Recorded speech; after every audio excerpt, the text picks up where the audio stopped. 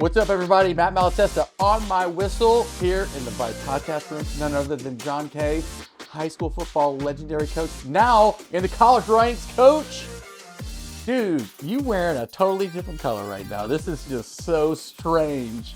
He was, Mustang red forever. But the transition to the college game, now the DC at Rice, gone through a head coaching change. How different is it from the high school to the college game? It's probably, you can't even compare it. Well, it's probably closer than I anticipated, to be honest with you. The football aspect of it, from what we were at North Shore to what we're doing at Rice, eerily similar, and that's what I tell all the coaches that come through. Like most staffs in Texas high school football could literally pick up their staff and move to the college ranks with very, very little transition when it comes to football. The difference is in the logistics, and so when it comes to the travel, when it comes to the recruiting, when it comes to just the resources that you have available, I think that's the biggest difference. But, in high school, you are the speed coach, you are the strength coach, you are the academic counselor, you are the mental health professional, and in college, everyone has those roles, so you're just coaching ball. And so I think that was the biggest transition. I think at times I missed the chaos of being in the high school where, you're doing all those roles, but at the end of the day, the time that you have to truly coach football, in my experience in my short time in college, can be a positive and a negative. I think we've been guilty of reinventing the wheel a time or two just because we have the time to. But, that to me is the biggest difference. You were coaching linebackers last year, and they always talk about the room. Everybody, it's a great DB room or linebacker room or defensive room. Is that a real thing? And I'm surely it's the coach that the position coach kind of spears that. The position coaches are a massive deal in the college game because they do most of the recruiting also.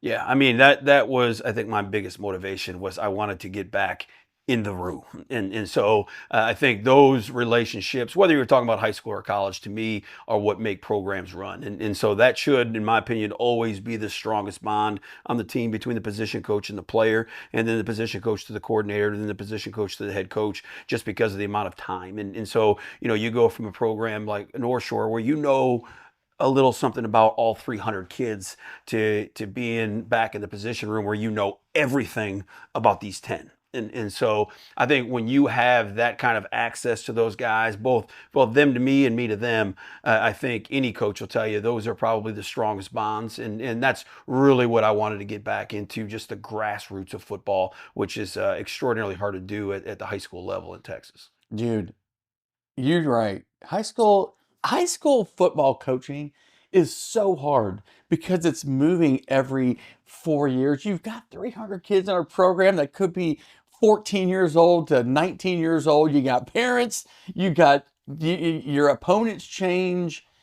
It is chaotic, but it seemed like, do you thrive in chaos like that? Yeah, I mean, I enjoy, and it was probably what I complained about the most is what I missed the most, and so I don't think you knew it at the time, but it was those chaotic situations where you were talking about something in the classroom over here when you have that many irons in the fire, and something going on off campus, and this at the 9th grade campus, split campus, got a bus issue over here, something happened in the cafeteria over here, and English teacher's talking about this. Here's an AP over here. The pastor of the church wants to know this, and so there's so many hands, especially in a strong community like North Shore, where everybody is trying to pull in the same direction, but everybody wants your ear at the same time. And so, chaos, I think, is the right word. And as much as it was exhausting, I think that's what I missed the most.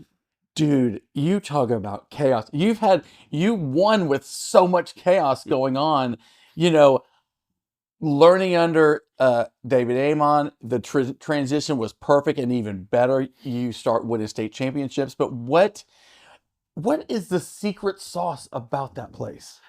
I don't know that there's any secret. I think what I learned in any high school program, whether it's my time at North Shore or my time out recruiting, and the perspective that I have going to see these programs that I heard about that I could never go visit because I was doing my own thing, is I just think there's not enough. And people talk about the fit. a lot, Yeah. right? Probably one of the most over looking for the fit.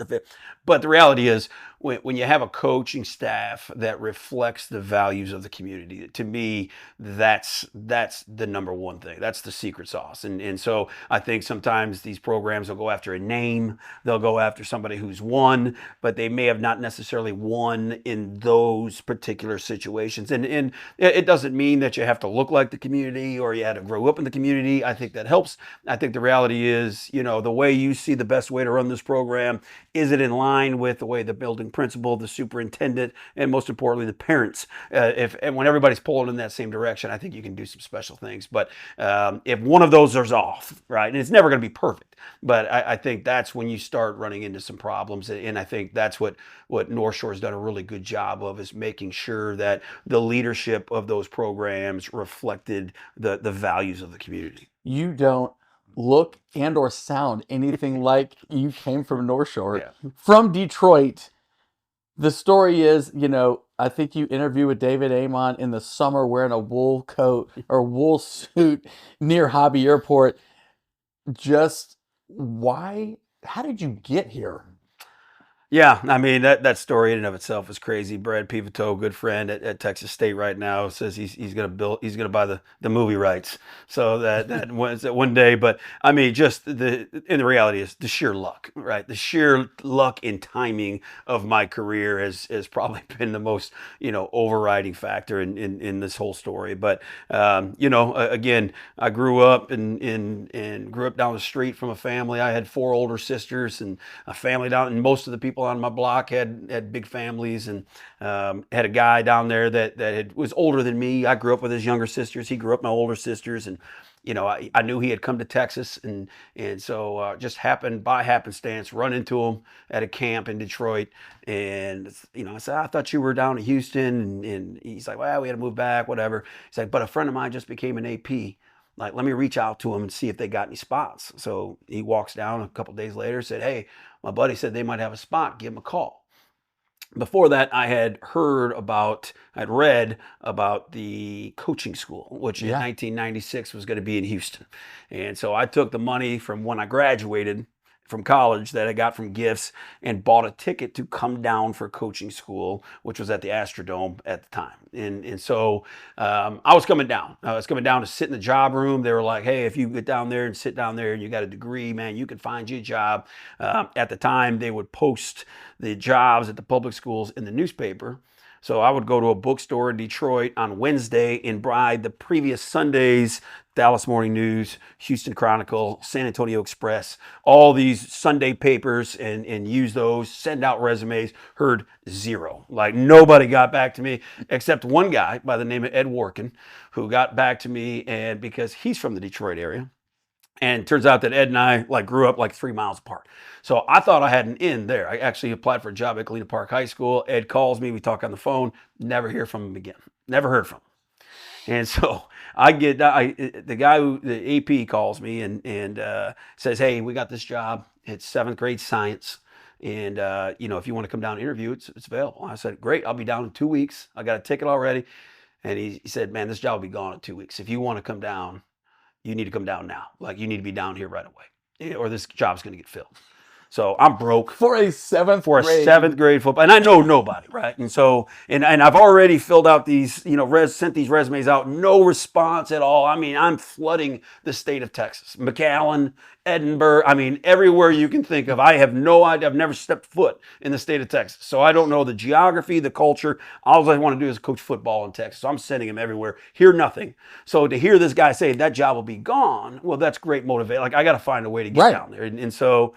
I don't have any money, so I got to talk to my dad, who worked for Ford Motor Company for 40 years. And, I've told you that before. Like, the mecca of the auto industry was Detroit, Michigan. And I wanted to go to the mecca of high school football, which was the state of Texas. So that was always our bond, even though he never quite understood why I'd want to move to a foreign country in his mind to go coach football and be a teacher and things that he just didn't find very important at the time. And so he lets me borrow the money, and so I fly down, and all I got is my wool suit. I mean, it's Detroit. I got an empty briefcase that somebody gave me as a gift that has nothing in it. And I get on this flight from Detroit to Houston, flying to Hobby Airport. And I walk in and I'm looking for a principal, right? And this was before 9/11, so they could meet you right at the gate, right? There's no like where you got to walk through. Like you walk off and the people come to get you right at your gate. And I'm looking around and I see this guy in this white tank top and Bermuda shorts and flip flops standing against the wall. And I don't even look. I'm positive that's not him. Keep looking, and all of a sudden, hey, you looking for John Moore? It's like, yes, sir, that's me. So John Moore, who's now the superintendent of Galena Park ISD. And this was Dr. Moore's first administrative job that he had gotten in January. This is the summer. And, so I go in there and interview with John. And obviously he and I kind of grew through this profession together. And finally, long story short, he's like, you want this job? Yes or no? And I was like, yeah. He's like, well, okay, man, but you can't screw me over on this. Is my first hire. And so he goes in, gets in. He's like, there's a few things I got to tell you. Number one, the coaching is volunteer. Like, we don't have any coaching spots, but if you volunteer, I'm pretty sure you can get the next one. So you can go through, and it's like 4 different preps: 7th grade life science, 8th grade physical science. I got some dinosaur class I'd never heard of. I'm not, and so and I get my foot in the door that way, fly back up, and then it was kind of good because then I flew back down in a couple weeks. And was able to, then to find an apartment, go to coaching school, meet with Coach Aymond, meet the North Shore staff, get at Cunningham Middle School. The guy who was going to coach, he actually didn't want to coach. He just thought it would help him get him the job. So I got paid like $1,000 or whatever that first year. And then that just kind of started the process. So you get there to North Shore. When I wrote this book many years ago, when I walked into North Shore, you could just feel it's so different. The kids are different. The energy is different. It's like I stepped into like an Army recruitment center. It's intense. Yeah. It was always intense. Yeah. I mean, you can't just envision it. I see kids running through the field house, trying to be there before the bell, handing these pieces of paper. Every day y'all had a grade and a conduct paper you had to give to the coaches. I'm like, God, dog. And then if you were acting up in class, they got you right there. Yep. They got you right in the freaking hallway. Yep. And I'm like, holy shit. Yeah. I'm sitting here going, should I be a part of this? Should I be aware of what's happening right here? But it was wild. But chaos. Yes. You probably love the chaos, right? Yeah, I mean, and that was it. I mean, and again, that was the values of the community. Like, you're going to be held accountable. There is going to be a lesson of accountability and discipline and all the things that go with it. And so and the kids bought into that. And so I think oftentimes when you get an urban school district and the challenges that we face, which were inevitable, and we faced plenty of them, but the kids were extraordinarily loyal. They knew how to work, and they wanted discipline. And so for us to provide them and keep pushing them, it was a win-win situation for everybody involved. And I think that's why we were successful. Dude, you said something to me also, man. When you say it like an inner city urban school versus a Woodlands, they got different sets of issues, right? But I think that one of the biggest issues that nobody talks about is the mental health issue inside of urban football. It could be any sport, honestly. Yeah. But man, it's just so powerful because there's so much coming at them. It's just a lot going on, and they don't get the help. Yeah, no doubt. And I think you said it, like, there's issues at every public school. I don't 100%. give a damn what the socioeconomic situation is. Everybody's facing issues now, different, all right. But every kid out there is fighting some battles, and I think that was the thing about North Shore is we put a lot of guys who were fighting the same battles, that had the same pressures and the same things, and tried to at least be conscious of it and be there the best we could to support it, even without all the answers. And I think that's what made it. That's what gave them a level of comfort that really allowed them to excel and kind of push themselves through some things. Well, what also was cool, y'all were kind of on the forefront of stuff too, and you were kind of leading that. The recruiting piece, you took over the recruiting responsibilities. You just seemed like you always took the next responsibility. I walk in there and open the door, and it's, I don't know, 50 kids laying on the floor in the dark doing Pilates and yoga. And I'm like, where in the hell am I? Y'all, Yeah. we're kind of on the cusp of training and building the holistic athlete before y'all like 10 years ahead of people. Yeah. It seemed like. Was that just because of coaching schools, or y'all just took kind of upon yourself to say, hey, what is the next thing? Well, I think I think it's a combination of both. I think Coach Aymond was really, really strong in giving people some responsibilities and delegating.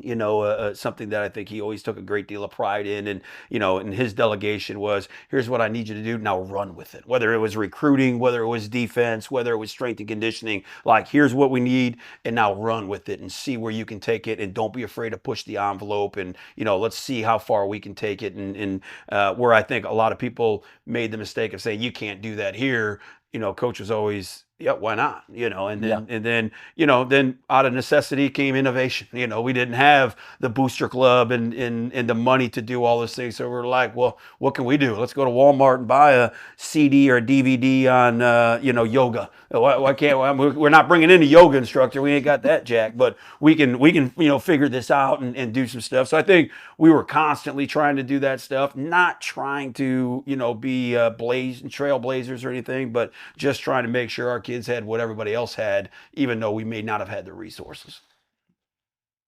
Most important play of your history at North Shore? Was it you won 5 titles. You were involved in 5 titles. Okay. Was it the Hail Mary, or was it sending Zach Evans, a gigantic 5-star recruit, home from before the eve of the game, to play against Duncanville in the state championship? What's more impactful? Frankly, the most impactful play, I think, was the 4th down stop against Westlake in the 2015 overtime state championship. That's another great one. That one, just because I think that was the catalyst to propel on, and I think in that one, Caleb on Chase on, it was his junior year, and our basketball team had just won a state championship in 14, and that transition was probably slower when I took over in 14 than a lot of people anticipated, and that was a pretty special team, and to me, that play and the 4th down stop in overtime against Westlake was really what got the ball rolling, Now that was your first year. That was my second year. Yeah, that was your second year. That was my second. Just like I said. Yes, and first year was the Hail Mary loss to Jalen Hurts in Channelview, right? Oh, that's right. And so I think and I think we could go on and on about, well, what about the and so. There's a ton there. Things happened in 2019, 2018, the probably the most talented team that I've been involved with, and to see those two teams in North Shore and Duncanville, to me, was probably one of the more special points of my career, just because that's always what I thought a state championship could be. 2 communities like Duncanville and North Shore that hadn't been against each other in a lot of state championships. A lot of those were reserved for the Austin Westlakes, were reserved for the Cadies, were reserved for the South Lake Carrolls. And to see those 2 like communities competing at the highest level, and that freak show that was on the turf, was something that I'll never forget, regardless of where I end up in my career. And so, I think there's a lot of things that were extraordinarily impactful, but that was a wild. That Hail Mary could be the greatest play in the history of high school football in the state of Texas. And I'm sitting right next to it, and I'm like, holy shit, that is a touchdown, which was completely wild. But so then the decision to go from high school to college was what? Have you done everything in high school? Well, no, I don't think so. I still thought there was meat on the bone at North Shore. I felt like we could continue to press, and I think that was one of the main reasons. I just wasn't sure that I was the guy to get us there, and so I think I could feel kind of stagnation. Is that a word? Yeah, things were going stagnant, and I think unless you're in it, because of all the success, I don't think a lot of other people from the outside could see it, but I could see it. I'd been there for so long, and I could just feel it starting to flatline. And, at that point, you can either wait for it to dip and then make a bunch of changes to pull yourself out of it, or you can make that change without the dip. And that was, the place obviously holds a special place in my heart, but I invested a great deal of my life in that program. 100%. And so that was big. And then, a guy like Willie Gaston, who I had such a history with, and I truly felt like was ready and was the guy to take us. And for me to wait and hang on for a couple more years, inevitably he's going to find another opportunity and go. Then is there going to be that guy that you're comfortable with passing the baton the same way Coach Aymond did to me? And, and then things like, my daughter graduated from high school. And so it was she's going off to Chicago, do her own thing. So now maybe this is the time, and the ability to stay in Houston where I don't have to move, and I don't have to learn a new culture, and I don't have to open my GPS to go eat lunch. Right. And so I think there were a lot of factors that were just kind of collectively made it probably just kind of it signaled to me that it was time. It was the right time to go challenge myself, get uncomfortable again. And I could feel myself getting to a comfort level there at North Shore, even after all those years that I just personally wasn't comfortable with. And so I got uncomfortable in a hurry taking that leap. Well, that is a big, because you were running it. You were the man in Houston. And then you go and become the linebackers coach at Rice, and people were calling me like, did you just see this? I'm like, holy cow, that's wild. But now you're just a part of the puzzle, but it's a bigger puzzle because it's on a bigger stage. Yeah. But did that take some time to kind of be like, you can't run a meeting? I mean, you can't run the team meeting now because you're no longer the head coach. Yeah. So, and I think that was the advice I got from a lot of people, like, you're going to miss not being the guy. You're going to miss not being able to make the decisions. And the reality is I did not at all. Like, I absolutely loved it. I continue to love it. And I really, you never say never. I don't really have any designs on trying to be a head coach at the college level.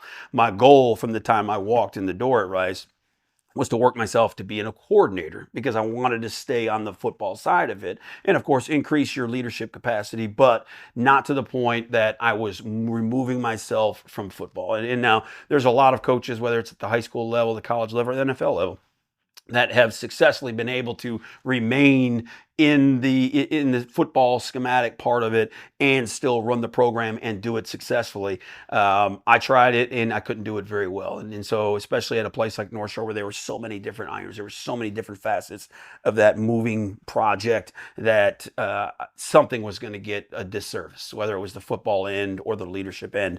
But being there, I fell in love with the room. I fall in love with coaching football every day again. And that just hasn't been the transition for me yet. So Rice hires a new coach, Scott Abel, and you're kind of in flux because, man, this game happens fast. New coach comes in. They could completely change the staff. They probably did completely change the staff. You get elevated. That's a big freaking deal, from linebackers to the DC.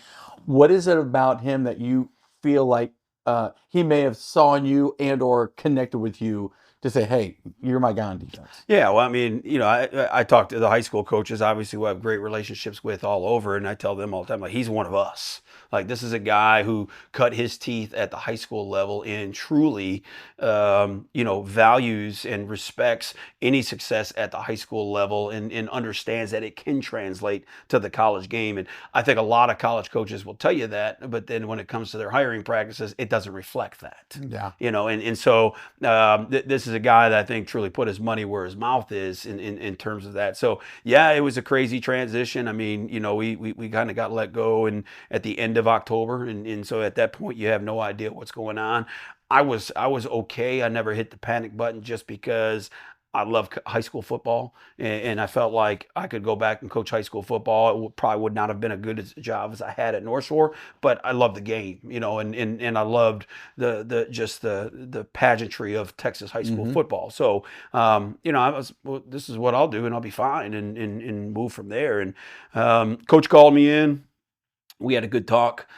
He was obviously really new. I didn't know him. He says it all the time. Like most people, when they find out, we hired Scott Abel, is we didn't know they played football at Davidson. Everybody knows Steph Curry, right? I remember watching the tourney and so and we're still getting to know each other, which is exciting. But he's a guy that I know can blend right in here. Is going to be great for the city of Houston. He'll be great with the recruits. He retained the defensive staff. I think he saw that we were playing pretty good defense and valued that. And then when Coach Brian Smith, or the old DC at Rice, ended up taking the job at Temple, it was pretty quick. I mean, I interviewed I think Brian took that job on a Thursday night. I interviewed on a Friday morning, and he offered me a job at lunch on Friday. And so we moved in a hurry, hired a couple coaches, but we've retained some guys from that staff. So we're excited, man. We're fired up. There's, any kind of change is going to create some anxiety, but also some excitement. Yeah. So it's not any different than when I took the linebacker job 2 years. Anxiety and excitement, and so those are the things that we're feeling right now, and it's just a matter of channeling it and making sure we're giving these kids a chance to be successful. What do you think his culture is? I mean, because probably in the city of Houston, not that many people really know of him, but what do you think he's going to bring to Rice? Yeah, I think, when you talk with Coach Abel, what you'll learn is about his we pillars, right? This is a big thing with us, and it's amazing to me how our kids have just latched onto this and they've bought all in. And it's just, win everything. Right? Competition. And he'll be the first to tell you it's not going to be necessarily something that's realistic, but we're going to try. Like, we're going to try to win everything, whether we're playing badminton outside or we come in and we're in the weight room, or we're going to try to win everything. His second pillar is win everywhere. In terms of making sure, especially at a place like Rice, it is holistic. It is in the classroom. It is in the community. It is going to be on the football field. And it's going to be, in all these different facets. And then the final, with everyone. The fact of we need to pull in everybody. It's truly going to take a village. And so, that's what these guys are breaking it out on daily. It's something that you can see the success he had, whether it was at his previous high schools in Virginia, whether it was at Washington Lee, a D3 program in Virginia, whether it was at Davidson in North Carolina or at Rice. I think, you see the success that he's had, and you see just, the way the kids buy into those pillars. And I can see it in the short time we've been here already. Do you love where college football has gone? With the playoff. Let's just start with that. Okay. Playoff. The playoff. Yeah, no doubt. I loved the playoff. In as much complaining as everybody did, and I know there were blowouts early on, and of course everybody's gonna. It doesn't matter if it's a 64 team. Someone's gonna complain about 65th, and so, but I felt like the parity that it's created and the way that it's opened up opportunities for so many different programs. I don't know that Ohio State would have been there 4 years ago in there, but they were playing the best football at the end of the year. Yeah. And that's what I always loved about high school is doesn't matter who starts. It's not going to be a dog and pony show to make the final two. It's going to be, you're going to have to earn it. You're going to have to beat us at the end so you can, build yourself and be playing the best football at the end. I think that's the way to do it. FCS has been doing it with a lot of success for a lot of years. And I think we saw that this year at the FBS level. And to me, it was exciting. What's cool is, you look down the road and you got SMU. Why can't Rice be the SMU? Yeah. It does give so many people an opportunity, but with that, why is it so wide open? And it's because of Alabama and LSU, they can't stockpile first round draft picks that are freshmen. They're not going to wait. Right. So the portal, and you've probably seen it from the high school level with your kids to the college level now, and y'all probably use the portal. But man, can you put the toothpaste back in the tube? Can you regulate it? What do you love? What do you hate?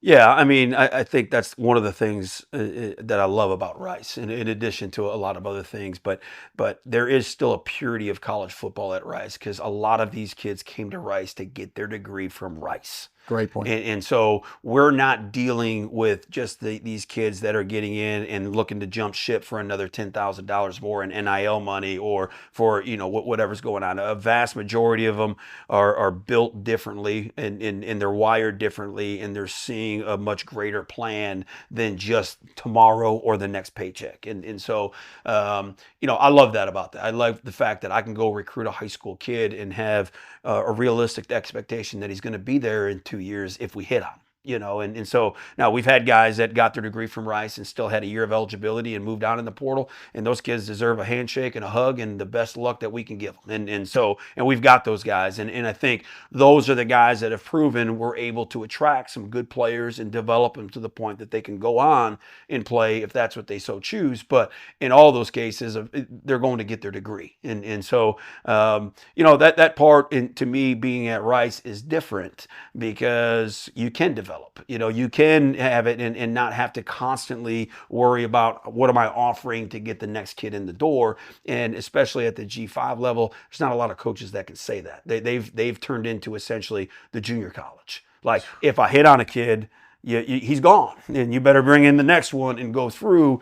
And I'm not necessarily dealing with that right now because of the academic piece. Because whether it's them or their parents, they understand what a Rice degree is going to do for them for the next 40 years, and not for the next 4 months on whatever NIL check somebody else can provide. And so you can't say I don't know that I'm wired that way to know at 18, 19 years old to turn down that money with the understanding that in the long term this is going to be way more valuable to me. But we're dealing with some exceptional guys, in that world. So, I'm not dealing with it the way that other guys are. But that part of it is disheartening, no doubt. About just seeing the lack of loyalty and the lack of just brotherhood and things that you would never think of leaving my teammates, and now it's just commonplace, but why it's there, I can understand it. I'm all for the revenue sharing. I think that was long overdue. I just do. If we are going to replicate the pro game, if that's what we're saying, then that needs to be replicated contractually. That needs to be, a lot of things that have been discussed, and we'll see where the game heads from here. But all I know for sure is you better be able to adapt. Otherwise, you're going to get left behind. So you can agree or disagree, but the rules are going to be the rules, and you better be able to buy in and at least make sure that you can build a roster. Yeah, it's wild. It is total free agency, and you're recruiting your kids. It's even harder than the NFL because you're recruiting your kids every single year to keep them there. Yeah. And it's just nuts. Which leads me to, what if NIL opens up in high school? And I think it's gonna. At some point, it is in other states, but in the state of Texas, I know it's got the Texas High School Coaches Association is a strong voice. Will that happen? If it happens, when it happens, what kind of mayhem is that going to be? Yeah, I mean, I just think when you look at the grand scheme of things, I think it's inevitable. I just don't know, especially even as strong as the Coaches Association is. I think you even seen from their perspective, if I don't know if we can fight this, but what we can do is provide education to at least give these kids and their parents a chance to make some educated choices if and when this comes into fruition. And so, when you start talking about, labor practices and the laws and I just don't know how you can say it, but not here. And so it'll be interesting. I just think there's, but I think all the changes that have happened, through whether we're talking about football or public education, at the end of the day, the people of Texas have found a way to make it successful. They found a way to figure it out and make it palatable and do what's in the best interest of kids. And I think that's what the public schools in the state of Texas has always been about. That's why I came to Texas. There's a lot of things right now that may put that in balance. I don't know, but as long as public education in the state stays strong, that I know there'll be educators that'll be able to help these kids through the process of whatever happens. And how, I don't know, because it could be even more chaos than we have right now. I'm telling you, because you're talking to high school coaches, There might be a running back that's a sophomore and he's getting contacted by his, 7-on-7 team. Hey, move to Louisiana. We can get you paid here. Come to Florida, whatever it might be. This is a real thing for high school coaches in Texas. They're worried that these kids are going off to other places that do allow the NIL, which is not really, it's basically pay for play. Yeah, for the most part. But yeah, it's kind of weird. It's I never ever thought this would happen. But when that freaking when the lawyers get involved and it just starts rolling and you can't stop it. Okay, Upton Stout, North Shore DB. Now he's the next guy. When you coached him, what'd you love about him? Competitiveness. Like, it didn't matter what we were doing, Upton wanted to compete. And so, whether it was in 7-on-7, whether it was 1-on-1, whether it was in the weight room, he was there to compete. And I think he really bought into that. In a vast majority of the stuff in his life, is he knew that he was a competitor, wanted to coach, wanted to perfect his craft, worked his tail off at it, and obviously did a pretty good job. He's kind of a lightly recruited guy. He goes to Western Kentucky, I believe. Goes to North Texas initially. North Texas, then Western Kentucky. Correct. And now he's been invited to the NFL draft or pro day. He's on the map. He's going to be a really nice draft pick. Caleb Von Chason, LSU, plays in the league right now. I thought he would have a bigger impact, but maybe he's just in the wrong place. Well, I think what I remember with Caleb on is elite athleticism. Totally. Like, he was a freak. But another kid that I thought was very, very serious about his profession, and even in college, he wasn't a guy going out all the time. He's a guy that talked about nutrition, things that are hard for kids that age, and how he's taking care of his body, and really trying to make that transition to the pro league. And I think, again, he's going to find a fit. I think he's better off where he's at now, and I think he'll continue to climb. I think he'll be one of those guys that maybe it didn't start the way he planned, but because of his work ethic and because of his maturity, will find a way to find his groove. Dude coming out of nowhere. Not really, but has really had a breakout year. Dorrance Armstrong, Washington Redskins, goes to Kansas, plays for Dallas, goes to Washington. And I'm like, dude, this guy is balling right now. Yeah. And so another guy that just trusted the process, I think, throughout his time, was a basketball player at North Shore as well. Played D-end and was wildly under-recruited. And I'll give Calvin Thibodeau, who's at SMU, and Coach Beatty and those guys at Kansas credit that they were able to come in and get him, and just kept his head down and his sleeves up and kept working. And whether that was at North Shore, whether that was at Kansas, or whether it's been time in the NFL, now the guy's on his third or fourth contract, playing on some of the biggest stages and productive. And so couldn't happen to a better guy. I mean, great individual, and really super proud of the career he's made. Number one corner in the country, Devin Sanchez. You had him for when he was younger. Yeah. But, I mean, this guy looks like a pro. Yeah. Another guy, like, the measurables off the charts, right? And so whether you're just talking about his length and in the way he moves, but, his parents were a huge part of his development, and, just making sure that he had what he needed and understood, kept him on the straight and narrow. And he was another guy that was with us the whole time, and, dressed out as a freshman, didn't play, but dressed out. And I think really took that experience to heart of being able, and that's what I think is most exciting for him at Ohio State, is he's doing the exact same thing, and he's like a computer. Like, he's taking notes mentally as he stands on the sideline in these CFB playoffs, and in there watching the stuff. Like, there's some things registering that's going to put him ahead of the curve, and that's what he did at North Shore, and I think he'll have a great career there as well.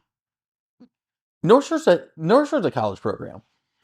I mean, for the most part, not so much the players, because y'all always say this. We don't have that many great players. I mean, you look at your O-line, D-line, y'all just coach the crap out of them. And I think you told me, in conjunction with college coaches, is this: the state of Texas coaches, facilities, emphasis on football, makes it that there is maybe less of an upside from a Texas high school football player than a kid from Louisiana or Florida or whatever. Now that you're on the college game, now how do you see that? Do you think the state of Texas is got polished athletes ready to play now, or would you rather a kid from Florida, Georgia, Alabama, or Louisiana, whatever, that's got a bigger upside, but you're gonna have to develop them? Yeah, I still think you see it. I think it's even, I felt that way in high school, in that some of the kids that I felt like we were coaching may have been peaked out. Like that was as good as they were ever going to be. Now, it's not to say that we were the best coaches. I'm talking about the resources they had available, athletic periods, weight rooms, strength coaches, year round, training and the weather and everything that goes. So I do think from a recruiting standpoint, you have to be careful that the kid is still in a growth zone and he can get better, or be conscious of that's as good as I'm going to get. But in often cases in Texas high school football, that can play. So I liken it more along the lines of recruiting a junior college, where you're recruiting these kids to make an immediate impact as opposed to making it for a down the road impact. And so we've seen it both ways. They're not everybody's peaked out, even if they're well coached. So I don't think that's gospel. I don't think it's written down, but you certainly have to respect the level of coaching and resources these kids have had. Y'all, and this is what's so cool is now you're a college coach, but I used to be on the sideline and/or practices, and college coaches were at North Shore, and they're like, "This is run just like a college, except they had a famous drill called Blood Pit at North Shore." And college coaches would be like, "Hell no, we're not running this," because it was basically an Oklahoma drill wrapped in another Oklahoma drill. Yeah. I mean, when coaches came to y'all's place, they had to be like, "We got to recruit these kids." Yeah, and I'm that way. Like, Yeah. I mean, at Rice, we've taken 2 guys already since I've been there, just because there is an element of toughness that comes with kids that are coming from communities like that, and there's an edge that you can go either way on, but a vast majority of the time when you recruit that edge, that's what's making them impactful on a Saturday afternoon on the field. And so I think that's just what we did a lot of times there, even though we outgrew that drill as well as years went by and legalities were what they were. But no, I just think the ability of those kids to go out and you can see it, especially from some of these higher NIL schools, just like we could never ask our kids to do this, or they'd walk straight out the door and be at the next place that we got to play, and so you don't deal with that there. You deal with kids that want to get coached, they want to get coached hard, and the reality is that's all they've ever known. Right? That's all they've ever known is, I'm going to play physical, I'm going to play fast, I'm going to bust my tail on the time that you give me here, and I'm going to say yes, sir, and then I'll go home. And so, I think there's a lot of upside to recruiting those guys, which is why I think so many coaches came by. What did you learn the most from coaching high school that you've taken and that's helped you the most in college? Well, I think it's the ability to see a freshman and project where he's going to be in 3 years, and so I think that's the biggest thing from high school is, you have eyes on kids that have barely hit puberty. And so what it looks like when they're going to grow into this. And so for 28 years at North Shore, whether I was at a 7th grade coach, an 8th grade coach, a 9th grade coach, a position coach, you're putting eyes on kids and then watching what they grew into. I knew what Calevon looked like when he got there and what he looked like when he graduated. Dorrance Armstrong, the same way. Devin Sanchez, the same. And so you start seeing these characteristics of kids from the recruiting side, and like, I think this kid will be a Mike linebacker. And they're like, what are you talking about? He's playing corner right now. Yeah, but he's 17 years old, and those high hips and those big, that size 17 shoe, like there's some growth here that we've seen before. And so I think that, and then just, your ability as an educator to build relationships in order to coach a kid hard.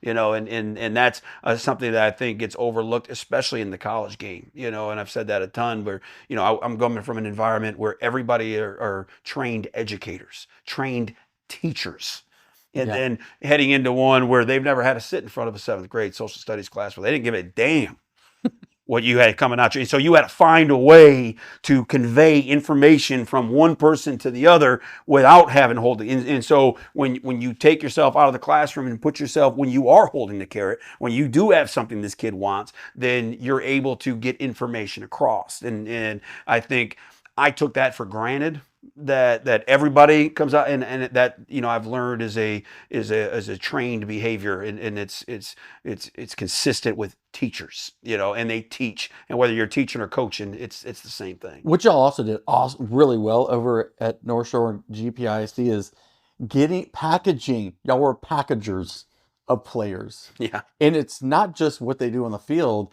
it's how you get them academically prepared for college and to become a qualifier. Yeah.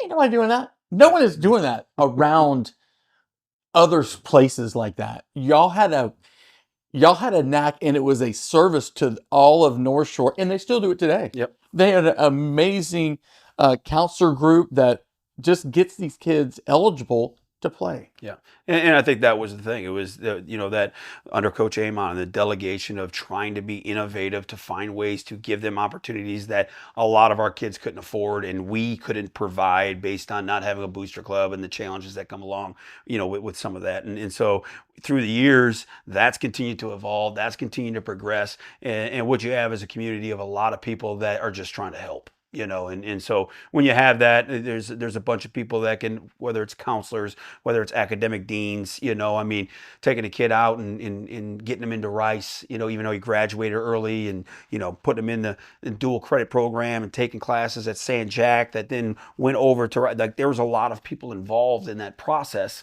and that always go behind the scenes, and without fail, none of them cared. They just wanted kids to be successful and move on, which is why it's such a special place. That is right. On the hoof, on the field, you're at the college game. Who are like, that is a collection of freaks on the other side of the field that you played this year? This year, I mean, when you look in our conference, and our conference is awesome. Like the American Conference, truly, you go from Army, right, that runs the least amount of offensive snaps, or is going to be the bottom 5, right? And then you got South Florida, and those guys that all came from Tennessee, and they run the most snaps in a game, and everything in between. I mean, you've got the entire spectrum in this conference. And, so when you look over there and you look at the Tulanes, and you look at the Memphises, and you look at the South Floridas, like it's what you should look like. Now, it's no mistake that those are also the 3 biggest schools in NIL, right? And their ability to attract people from other schools that weren't a starter and going through. And then you have the ones that I think have just been ultra fine coached. UTSA and Jeff Traylor and what they're doing over there. Yeah. Like they're consistently winning regardless of who they have. And they've got their share of great players, but that it was like North Shore. It's not the 1 through 5. It's the 18 through 22. That's where they're beating you at, and then, just the ability to see for the first time the military academies, seeing Army, seeing Navy, like incredibly well coached and good athletes, a different type of recruiting where they're just sheer numbers that they're coming in to pull from, but and very, very well coached and doing their stuff. And then Houston, I thought last year, not so much in Coach Fritz's first year, but in Coach Holgerson's final year, like I thought they were a freak show. Now, I mean, they had speed, they had people going up and down, and lining up against Texas the year before, and so I think it's a good lesson for our guys, and I think in all of those, with the exception of a few, our guys found out they can compete. Like they can get in there and compete at that level as long as they're willing to do, and I just don't think we're that far off. Give us some headliners. Who can be some of those guys for Rice this year that you know about, but maybe not everybody else knows? Yeah, there's a lot, because I think that kind of describes the vast majority of the team. You know what I'm saying? But on the D line, I think we got some good players. There's a kid named Michael Daly that I think is going to be a really special player that nobody knows who he is. And kid that transferred from BYU. He's married. He's got a kid. He's mature. He's an older guy. He gets it. And I think he's got a chance to be really good. We got a kid out of Dallas on the other side named Joseph Matumbo, who's going to be a really good football player. Andrew Awe, a linebacker. I just spoke at a clinic and a bunch of film. They were like, who is this kid? Right? I mean, this kid looks incredible. Yeah. In Houston, you talk about Ty Morris and Ty Morris from Spring to Caney. I mean, just an incredible football player that was productive last year, but I think is on the cusp of breaking out. So I think there's a lot of guys that kind of fit that bill. Some young guys, kid out of Hightower, Ephraim Dotson, a kid out of North Shore on the other side with Levante Johnson that are going to have a chance to go out there and play. Another kid from Dallas, play Wyatt that's been banged up. So I think a lot of people have kind of wondered where he's at, but he'll be right back in the mix. And so I think there's a good collection of guys that fit that bill. And offensively, I'm really, really excited with what Coach Abel's bringing to the table. Like, I think it'll be great for us defensively. I looked at Davidson over like the last 5 years has run the least amount of snaps. Yeah. Like, defensively has defended the least amount of snaps. And so, even recruiting, when guys were asking about, offense and what's it going to look like for us this year, I've got their phone out, said, all right, here it is. Here's the NCAA database. Here's how many snaps that Davidson defended, right? Okay, here's how many yards per play that we gave up this year at 5.03. You multiply the two, divide it by 12. This is what we would give up, and we'd be number 3 in the country. In the entire country between Tennessee and Texas, right? And so that's if we stay static. And so if we can improve on those things and play complementary football and we'll inevitably have some guys break out in that scheme, kids like Tajee Atkins and DeAndre Hardiman and Tavon Byers, like even these young guys that I think will have a chance to make their mark, and Chase Jenkins out of A-Leaf Taylor, I think these kids will have a chance to do something special, and I just think it's a good fit for us. I love the spin. I love the salesmanship. Yep. Right behind me, Jalen Hurts. What was the dude like in high school? I mean, he was good in high school. Was he like, holy crap, what you think him now being a Super Bowl champ? Yeah, here's what doesn't surprise me at all. And I've told this to everybody who will listen, right? And this is my favorite Jalen Hurts. Number one, extraordinarily respectful kid, right? Should have gone to freaking North Shore. Grew up across the street, right? Should have been at North Shore if his dad wasn't the head coach at Channelview. I'm going to let it go. But we would always run the track meets over at North Shore. Between us and Humble ISD, we would always put on the track meet. So we are in an area track meet, and it's a freak show. It is Manville. It is Port Arthur Memorial. It is North Shore. They got some guys screaming around this track. I think PA sets like a national record, and the 4x2, whatever. And we're trying to run the 4x1. This might have been the district meet now that I think about it, but we're trying to run the 4x1. And normally that's an easy one because we tell them when they check in, like, we know the high jumpers in the long jump and the triple jump, those guys might be on the 4x1. So we're like, hey, do one, but then come over. We're going to start this right on time. So we can't start the 4x1 because one of the legs for Channelview is at the shot put and he's winning it. And they want him to have his final throw. So I'm like, who in the hell is winning the shot put and is also a leg on a 4x1 in this meet that is greasy fast? And it's Jalen Hurts. And so when they talk about his squat and they talk about his power, I have never seen a combination of speed and power where in a 6A track meet, a guy is running the 4x1 and winning the shot put.